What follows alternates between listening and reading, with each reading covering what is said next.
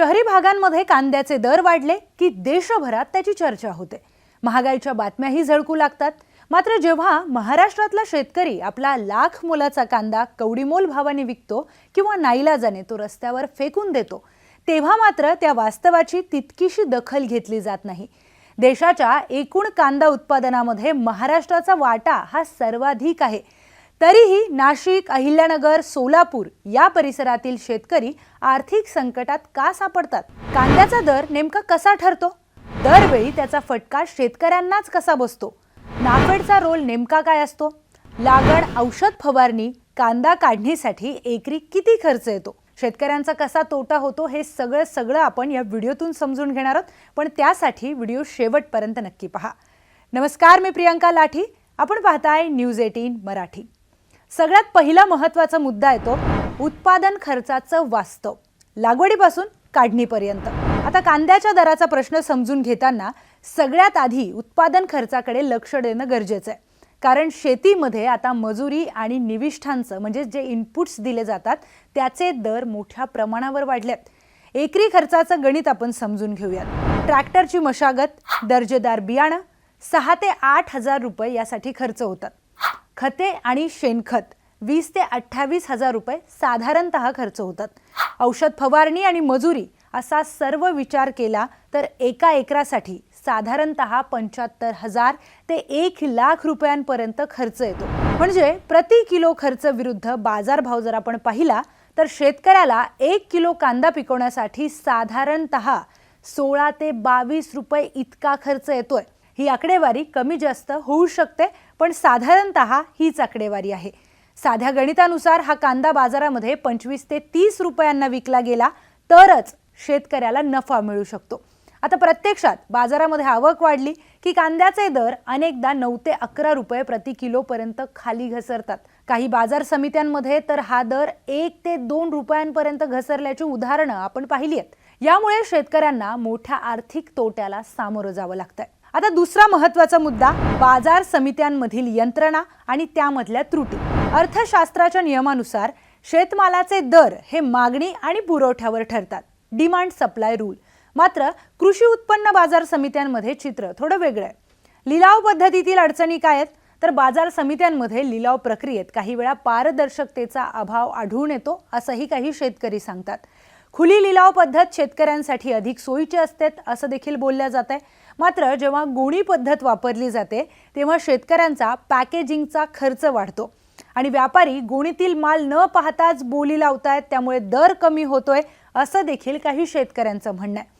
आता बाजारात मोजक्याच मोठ्या व्यापाऱ्यांकडे आणि खरेदीदारांकडे परवाने आहेत, त्यामुळे अनेकदा त्यांच्या एकाधिकारशाहीचा म्हणजेच मोनोपॉलीचा फटका शेतकऱ्यांना बसतोय। आवक जास्त असली की जाणीवपूर्वक कमी बोली लावून लिलाव सुरू केल्याचा आरोप अनेक शेतकरी संघटना वारंवार करतात। तिसरा महत्त्वाचा मुद्दा सरकारी खरेदी आणि नाफेडची भूमिका नेमकी काय आहे? महागाई नियंत्रित करण्यासाठी आणि बाजारभावामध्ये कांद्याचा तुटवडा भासू नये म्हणून सरकार नाफेड आणि NCCFच्या माध्यमातून कांद्याचा बफर स्टॉक तयार करते। आता खरेदी दरातील तफावत काय सांगते ते पाहूया। 2025 ते 2026च्या हंगामात नाफेडने कांदा खरेदीसाठी 1580 रुपये प्रति क्विंटल म्हणजेच 15 रुपये 80 पैसे प्रति किलो असा दर निश्चित केला। मात्र उत्पादन खर्चच यापेक्षा जास्त असल्यामुळे हा दर शेतकऱ्यांना परवडणारा नाहीये असंही शेतकरी सांगतात। बाजारातील हस्तक्षेप म्हणजे जेव्हा बाजारामध्ये कांद्याचे दर थोडे वाढू लागतात आणि शेतकऱ्यांना नफा मिळण्याची वेळ येते, नेमक्या त्याच वेळी सरकार बफर स्टॉक मधील कांदा खुल्या बाजारामध्ये कमी दराने उपलब्ध करून देते। आता याचा थेट परिणाम म्हणून घाऊक बाजारातील दर अचानक कोसळतात आणि शेतकऱ्यांना आपला नवीन मालही कमी दरामध्ये विकावा लागतो। चौथा सगळ्यात महत्त्वाचा मुद्दा आंतरराष्ट्रीय व्यापार धोरण आणि निर्यातवर बंदी। कांद्याच्या दरांवर सर्वात मोठा परिणाम होतो तो आंतरराष्ट्रीय व्यापार धोरणांचा। भारताचे निर्यात धोरण हे अनेकदा देशांतर्गत ग्राहकांना केंद्रस्थानी ठेवून ठरवलं जातं। निर्यात बंदी आणि किमान निर्यात मूल्य काय असायला हवं? जेव्हा स्थानिक बाजारात दर वाढतात तेव्हा सरकार तात्काळ निर्यातीवर बंदी घालते किंवा भरमसाठ निर्यात शुल्क लादते, त्यामुळे आंतरराष्ट्रीय बाजारात भारतीय कांदा महाग होतो। आता जागतिक बाजारपेठेचं यामुळे शेतकऱ्यांचं नुकसान होत आहे। या लहरी धोरणांमुळे भारत आंतरराष्ट्रीय स्तरावर एक विश्वसनीय पुरवठादार म्हणजेच एक रिलायबल सप्लायर म्हणून आपली ओळख गमावतो। भारताने निर्यात थांबवली की आखाती देश आणि बांगलादेश सारखे देश इजिप्त किंवा पाकिस्तानकडून कांदा खरेदी करतात। यामुळे देशांतर्गत बाजारामध्ये अतिरिक्त माल हा पडून राहतो आणि त्यामुळे कांद्याचे दरही पडतात। आता पाचवा सगळ्यात महत्त्वाचा मुद्दा हा आहे की या सगळ्यांमध्ये मार्ग काय आहे, उपाययोजना काय आहे। कांदा उत्पादक शेतकऱ्यांना या आर्थिक कोंडीतून बाहेर काढण्यासाठी काही धोरणात्मक आणि दीर्घकालीन उपाययोजनांची आवश्यकता आहे। पहिलं, उत्पादन खर्चावर आधारित हमी भाव असायला हवा। शेतीचा वाढता खर्च लक्षात घेता कांद्याला किमान 3000 रुपये प्रति क्विंटल असा आधारभूत दर मिळणं आवश्यक आहे, असंही काही तज्ज्ञ सांगतात। दुसरं महत्त्वाचं, पारदर्शक लिलाव प्रक्रिया। राज्यातील सर्व बाजार समित्यांमध्ये खुली लिलाव पद्धत सक्तीची करून मध्यस्थांची साखळी कमी करणं गरजेचं आहे। तिसरं महत्त्वाचं, स्थिर निर्यात धोरण।